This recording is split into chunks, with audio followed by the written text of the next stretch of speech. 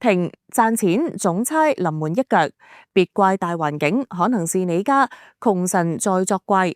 5秒內不劃走，財運馬上轉。Hello，各位兄弟姊妹，我是專講開運秘法嘅開運師姐。25到45歲正喺事業搏殺黃金期，明明好努力，金錢卻冇得剩。唔好怪薪水低，小心屋內收埋3樣漏財煞的東西，影響風水，趕走你的財神爺。好多人覺得風水迷信，但環境立立亂，心就亂，做決策點會準？以下3種物品千萬不能留，快快掉走。第一，破損的碗。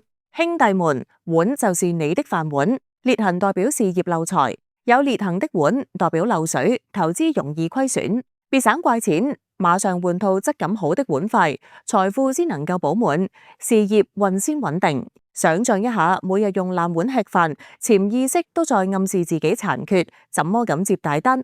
第二，玄關堆積的孩子紙箱。大門是氣口，也是財路。門口亂糟糟，貴人點樣入屋？事業阻礙多，出門容易遇小人，保持通道暢通，氣流順了，談判簽約才順利，財神爺才肯邁步進來。門口必須要放鞋，首先不要放太多，鞋放在門旁，或者置一個鞋櫃，把鞋全部放入鞋櫃內。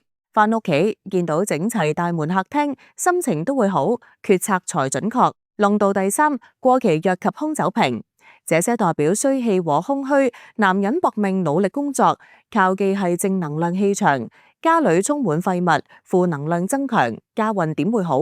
除了家人精力不足，身體容易生病，工作點樣努力都係無回報，掉晒過期藥及空酒瓶，運勢立刻回升，頭腦更清晰。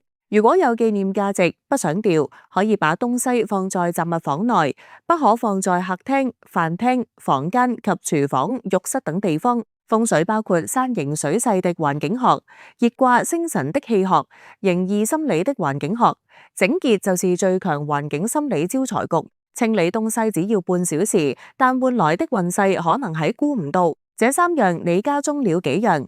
評論區扣1，開運師姐幫你加持。按讚訂閱，每周帶你開運妙招，一起脫單又脫貧。衝，別讓窮神賴罪不走，行動起來，過2個月賬單見真章。師姐等你好，拜拜。